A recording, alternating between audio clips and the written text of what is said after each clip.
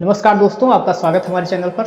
आज जो कहानी हम आपको सुनाने जा रहे हैं उसका नाम है एकता की शक्ति, यानी कि एकता में बल होता है।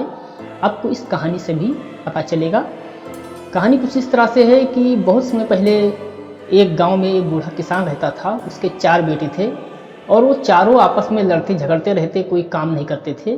किसान बेचारा अकेले ही खेत में जाता, काम करता और वो चारों उसकी कोई मदद नहीं करते थे। इसलिए वो किसान परेशान रहता था कि बच्चे बड़े बड़े हो गए हैं और कोई काम नहीं कर रहे हैं, उनका जीवन निर्वाह कैसे होगा। इसलिए वो दुखी रहता था।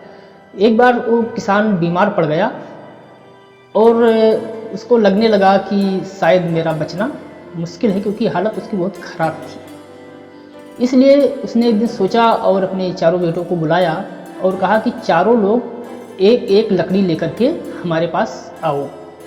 चारों बेटे जब लकड़ी लेकर के उसके पास पहुँचे तो वो सोच रहे थे कि आखिर लकड़ी का करना क्या है, यह नहीं पता था। किसान ने कहा कि ऐसा करो कि इन लकड़ियों को एक रस्सी से बांध दो चारों को। बच्चों ने ऐसा ही किया। लकड़ी को जो 4 लेकर आए थे उसको एक रस्सी के मदद से बांध दिया।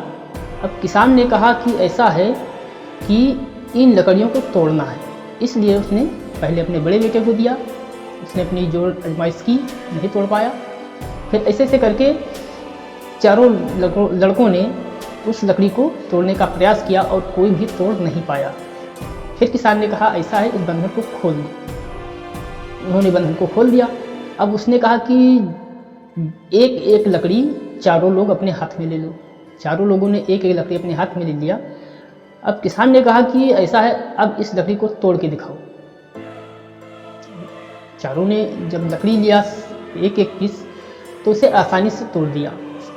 किसान ने कहा कि जिस तरह से तुमने इन लकड़ियों को एक गट्ठर में जब बंधा हुआ था रस्सी से तो नहीं तोड़ पाए, लेकिन जब इस लकड़ी को अलग कर दिया, एक एक अलग कर दिया, तो आसानी से तोड़ दिया।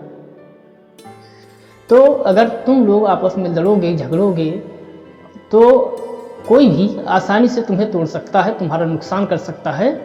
लेकिन अगर चारों मिलकर रहोगे, जैसे इस लकड़ी को अभी देखा कि तो बांध करके जब गट्ठर में रखा गया तो उसे नहीं तोड़ पाएगा, क्योंकि चारों एक थी। कि बच्चों के समझ में कुछ बात आई और सब आपस में मिलकर रहने लगे। दोस्तों, एकता में बल होता है और जब कई लोग मिलकर कोई काम करते हैं तो आसानी से हो जाता है। और अगर आपस में लड़ेंगे झगड़ेंगे तो शायद कोई भी आसानी से किसी को भी नुकसान पहुंचा सकता है।